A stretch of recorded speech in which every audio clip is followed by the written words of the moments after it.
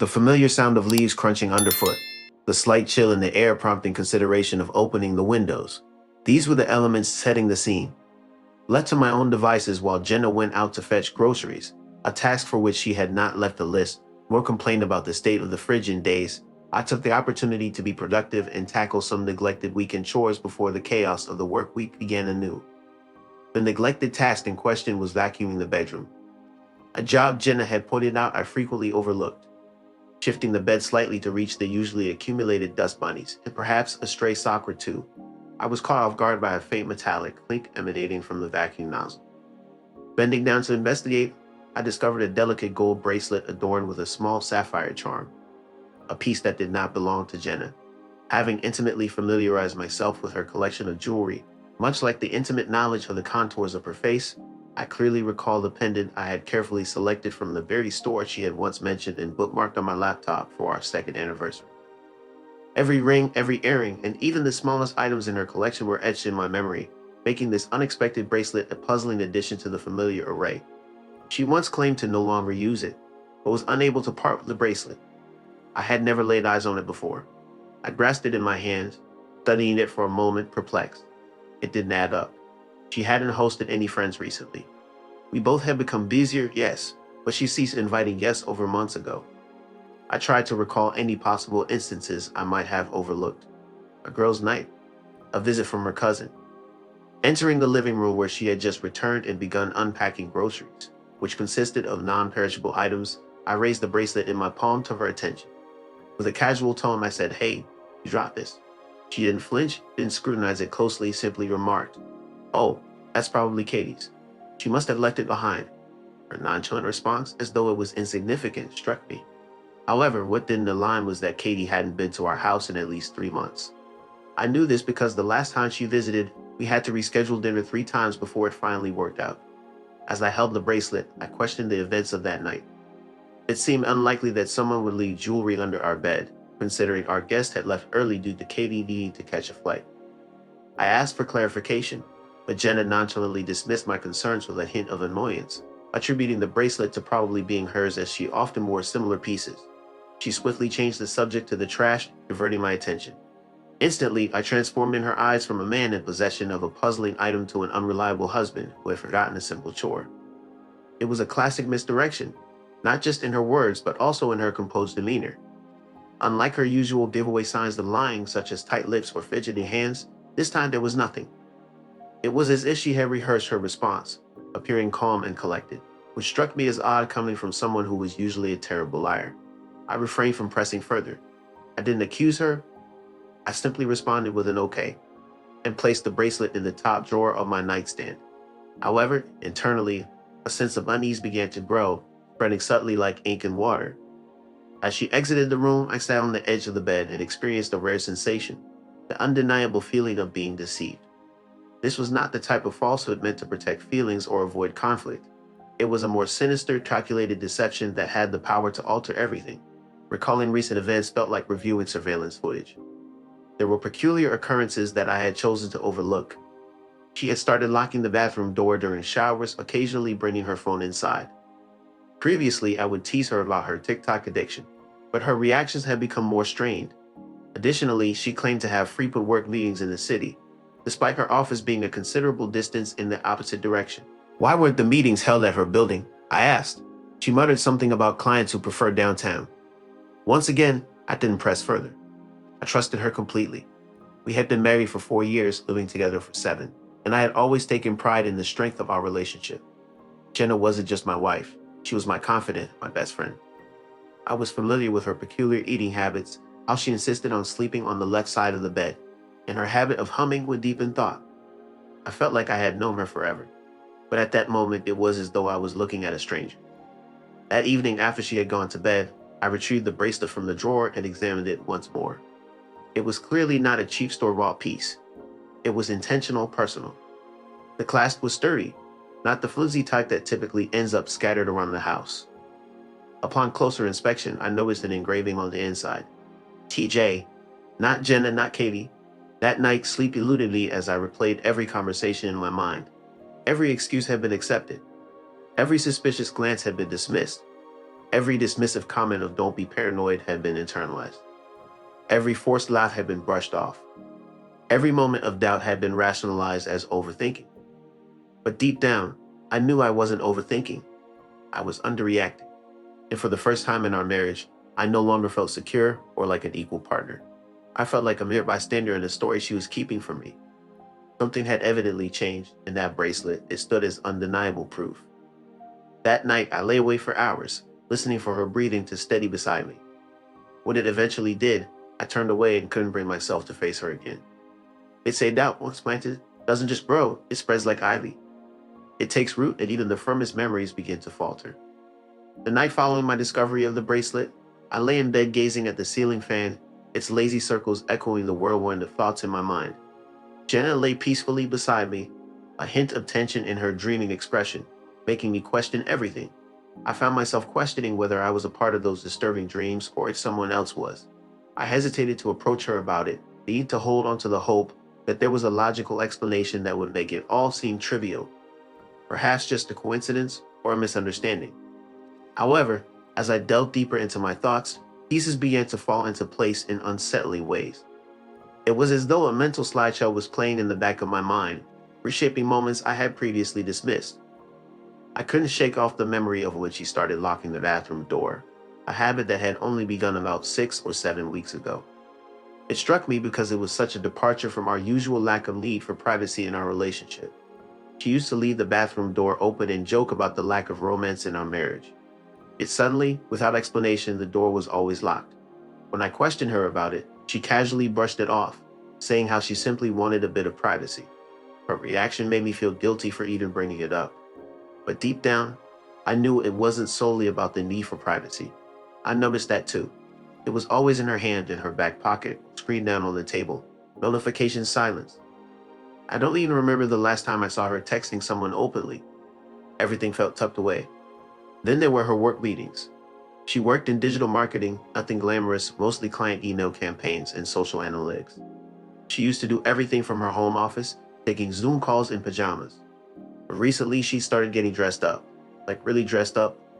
Blazer, heels, lipstick she used to save for weddings. Meeting the client, she'd say, grabbing her purse and keys without so much as a look in my direction. Thing is, her clients were mostly small businesses, coffee shops, local boutiques, not exactly the type who insisted on in-person meetings across town. And even if they were, how come she always came back? It was a little too late when I noticed the unfamiliar scent lingering on her clothes, a blend of perfume or cologne that I couldn't place. I remember the time she arrived home after a meeting, shedding her jacket and revealing a tantalizingly rich, masculine fragrance that piqued my curiosity. When I mentioned it, she brushed off my observation.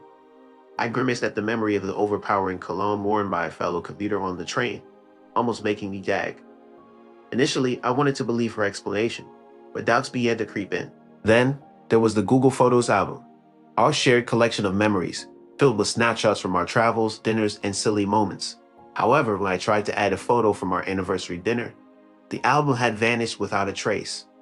When I questioned her, she rationalized that it was too full and needed space, promising to back it up later, which never happened. I couldn't shake off the feeling of paranoia, especially considering how she used to cherish browsing through our old photographs. Lately, her interest in our past moments seemed to have waned, with barely a glance towards them. Something had shifted in her behavior towards me, not the expected warmth and care, but rather a curious detachment. Similar to surveillance, she would inquire about my daily activities, questioning my schedule, my companions, and my return time. Occasionally, she would repeat the same inquiries, seemingly ensuring that my answers remained consistent. One day, I returned home unexpectedly to find her car in the driveway, despite her earlier assertion that she would be away with her team for a campaign launch. Inside, I discovered her seated in the kitchen, her hair pulled back, her complexion flushed. She explained that she had come home due to a migraine, claiming she didn't want to disrupt me. Although she smiled, her eyes betrayed a different emotion. When I offered to prepare tea for her, she declined, a departure from her usual practice when suffering from headaches. That evening, I observed that the trash had already been taken out and noticed an unfamiliar wine bottle at the bottom of the bin, a brand we had not possessed the day before. Subsequently, her demeanor began to fluctuate. Jenny, once reliable and composed, transformed into someone exhibiting mood swings, expressing her emotions erratically. unlike her previous consistent and transparent communication. Over the past few months, I felt uncertain about who I would be greeted by when I returned home. At times, she seemed distant and silent, while other times she displayed excessive affection, almost appearing clingy. There were occasions when she would unnecessarily start arguments, storm off, and then act as if nothing had happened the next day. Once, during a shared inside joke, she abruptly stopped laughing, as if realizing she didn't truly mean it. I noticed a different look in her eyes that night, one of pity. When I leaned in to kiss her goodnight, she turned away. She had stopped inquiring about my day, a small change that impacted me more deeply than expected. Previously, she would attentively listen to my work-related rambles, even if she did not fully grasp the subject matter. Now, when I speak, she would simply nod absent-mindedly or gaze right through me. And then there's that smirk. It's the way she gazes at me with that smirk during dinner or while lounging on the couch, especially when I bring up anything remotely emotional. Her smirk would appear displaying neither kindness nor amusement, but rather a sense of superiority as if privy to information I was not. The effect was belittling, leaving me feeling insignificant and powerless, a sensation I despised. Doubt crept in, causing me to question my own recollections and sanity. One moment, I would dismiss my unease as overdramatic, only to be gripped by the unsettling notion that I hardly recognized the person beside me with my wife's appearance.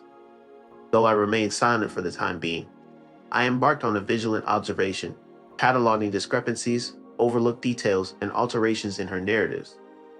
Understanding I needed concrete evidence before confronting her, I meticulously analyzed her behavior, wary of her adeptness at deception. The moment of revelation arrived unanticipated one Tuesday evening, while Jenna remained at the office late. Alone at home, I grappled with her troublesome printer, which had been jamming for weeks. I needed to print work invoices, but she always brushed off my requests for help. So I decided to use her neglected old laptop, still equipped with the necessary printer drivers and connected to her home network. To my surprise, the laptop powered on instantly without needing a password. It seemed forgotten, gathering dust in the hallway closet like a relic. Upon opening it, the screen revealed a cluttered desktop filled with old photos, work files, and unfinished journal entries. Initially, nothing seemed out of the ordinary. However, when I accessed the browser to address the printer issue, a message from a browser chat extension popped up. Tony last night was wild. Can't believe you stayed when he came home. Flushfits.com. I stared at the message, unable to comprehend its meaning as a chill crept down my spine. Only I didn't know a Tony. She never mentioned anyone by that name, and last night, that could have meant anything. But I had been home last night. I got back late from a client dinner. She had said she'd be asleep by the time I got in. She was, or so I thought. With shaking fingers, I clicked the chat icon. It expanded into a thread, long unbroken and asterisk made, dozens of messages, birdie emojis, nicknames, private jokes I didn't understand. My name only came up twice, and both times it felt like a punch in the gut. Tony. Did he suspect anything? Jenna. Nah, you just look tired.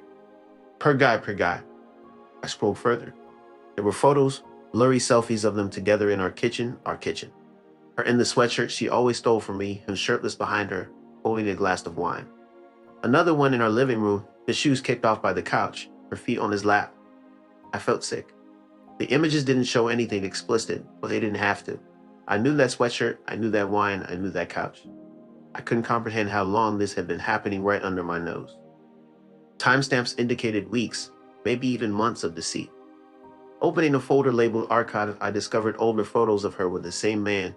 In our backyard, at a coffee shop I thought she frequented alone, at the trail we used to hike together. Suddenly, all the disjointed pieces of the puzzle I had tried to make innocent now fell into place, painting a horrifying picture. She wasn't just involved with someone else. She was bringing him into our life, our home, and even my bed. The realization hit me like a ton of bricks, causing me to jump up so quickly that my chair fell over. My legs were shaking, and I had to cling to the edge of the desk to steady myself. My mouth was dry and my heart was pounding in my ears. How many nights had I bid her good night without knowing she had just been with someone else? How many times had I cooked dinner, believing she was held up at work, while this man, Tony, was in our house? How many lies had I swallowed, deceived by her? I felt paranoid, questioning how she could face me daily with a smile when I suspected her actions. I didn't react with tears, screams, or words. Instead, I stood in a profound silence that felt deafening. In that moment, a sense of clarity washed over me. This wasn't mere infidelity or a mistake. It was a conscious choice. She had intentionally and systematically created a secret life within the sacred space I believed we shared. What made it even more painful was the lack of effort to conceal it. She relied on my trust, assuming I would never uncover the truth. However, my trust had been exhausted. I spent the following hour gathering evidence, screenshots of conversations, photos, and dates.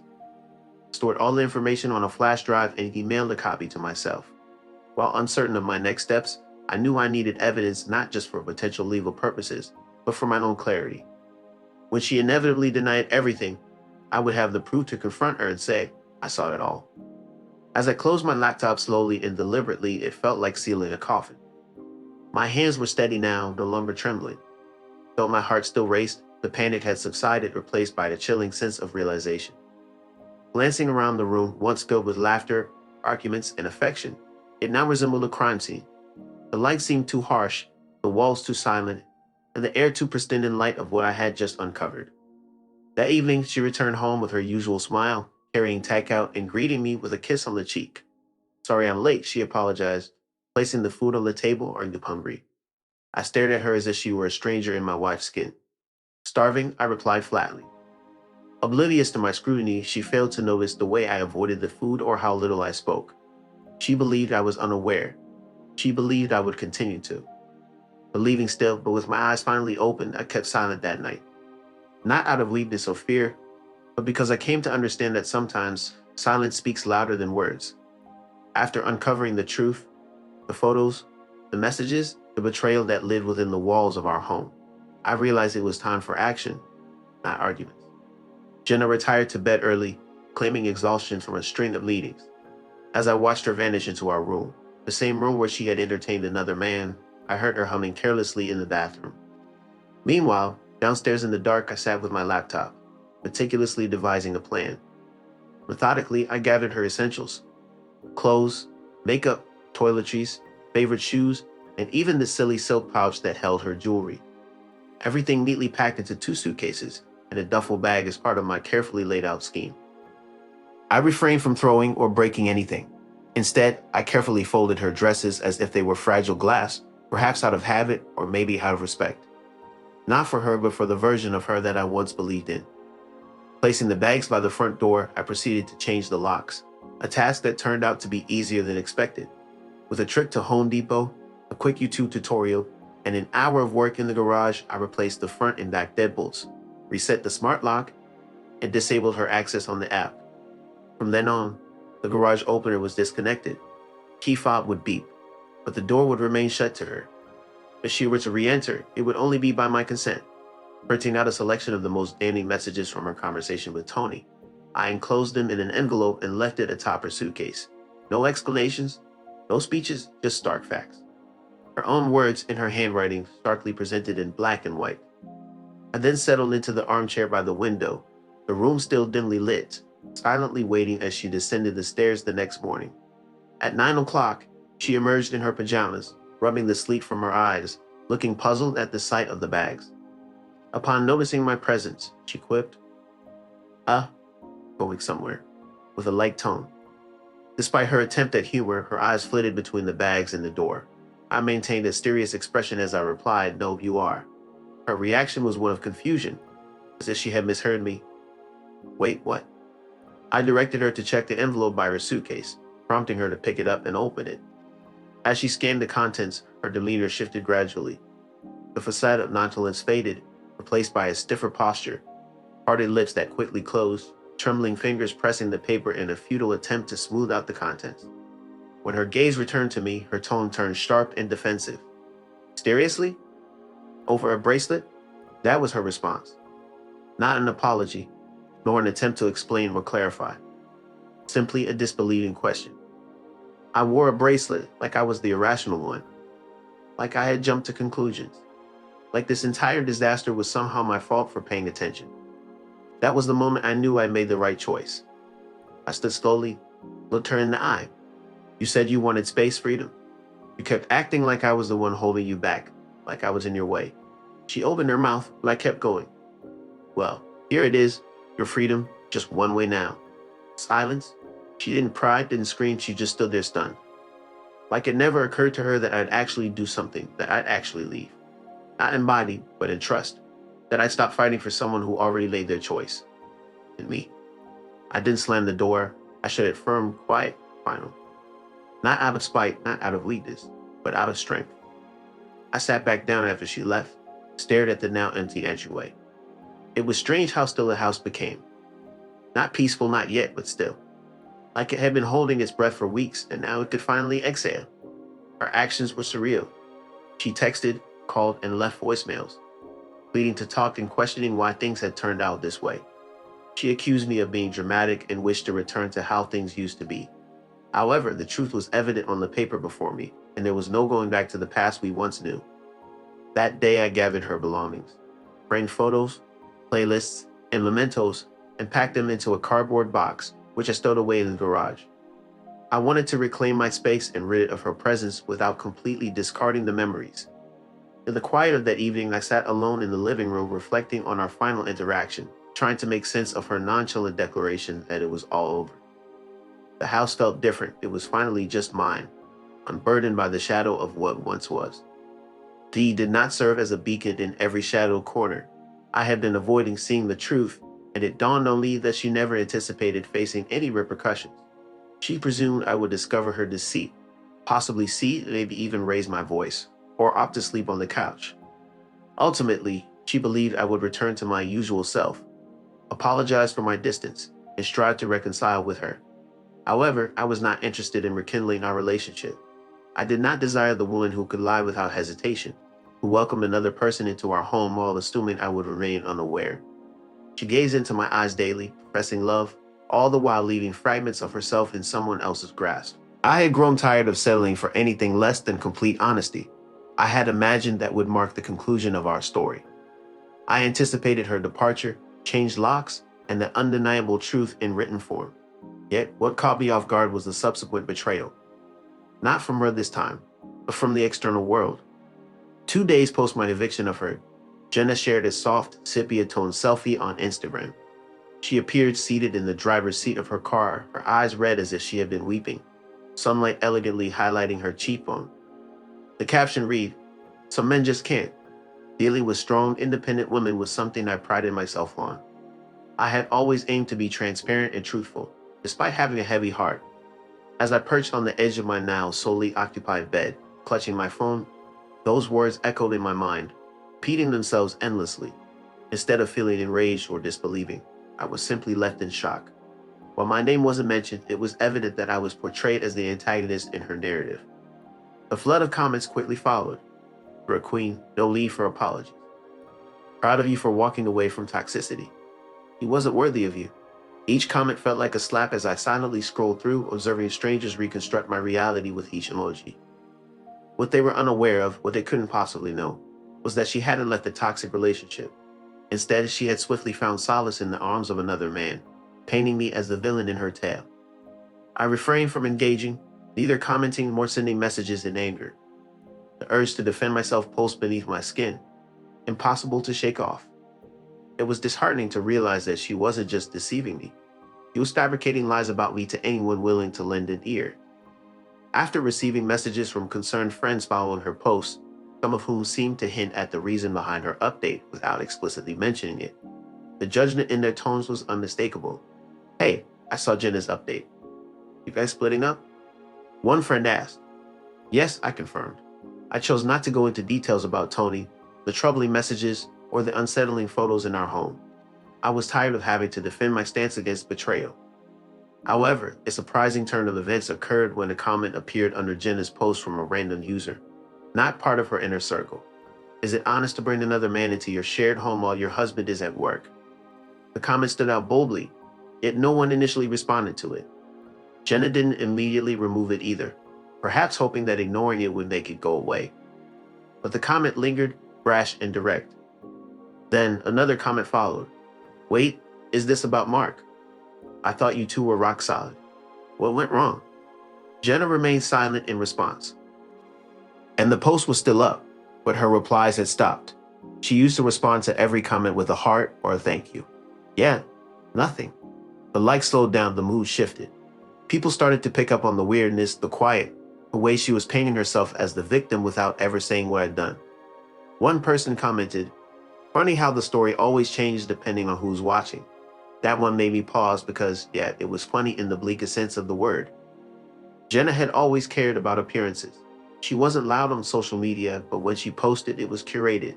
The right filter, the right timing, the right caption. Everything designed to make our life her life. Look shiny and enviable. And now she was trying to curate the breakup the same way, craft a version of reality where she left a suffocating marriage, where she was just trying to rediscover herself, where I was the emotionally distant husband who wouldn't let her grow. She made it sound brave. I knew the truth. Not freedom, she wanted options. She didn't break free, she cheated. But I didn't. I post screenshots, did not her. I was tempted. Oh, I was so tempted. I had the receipts. I could have written my own caption, uploaded the messages, added timestamps, even posted the blurry picture of her and Tony on our back porch, laughing with wine in hand, while I was working overtime to pay for that damn patio furniture. But I didn't because I didn't want to sink to her level, and maybe more importantly, I didn't want her to take up any more space in my life than she already had. Still, it stung to see people believe her. It stung to realize how easy it was to manipulate the narrative when the audience only saw one side. I turned off my phone for a day, took a long walk, ate dinner alone at a diner where no one knew my name. It was one of those places where the ketchup bottle is always sticky, and the waitress calls you Han, whether you're 18 or 80. But for the first time in a while, I felt anonymous, unseen, and that was refreshing. Oddly comforting the next day when I turned my phone back on. I noticed she had taken the post down. No explanation, no new one in its place, just gone. I don't know if it was guilt or maybe someone close to her had seen through the facade and called her out in private. Or maybe, even if just for a second, she realized that truth has a way of leaking through no matter how tightly you screw the lid on.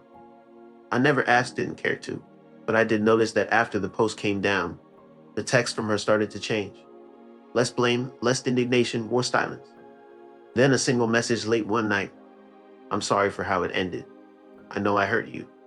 No punctuation, no explanation, just that. I didn't respond, not because I didn't feel anything, but because I had already spent enough emotion trying to fix something she'd already burned, and I wasn't about to waste more of myself on cleaning up her ashes. We met at a quiet cafe across town, her choice, neutral ground. I guess she walked in wearing a pale sweater.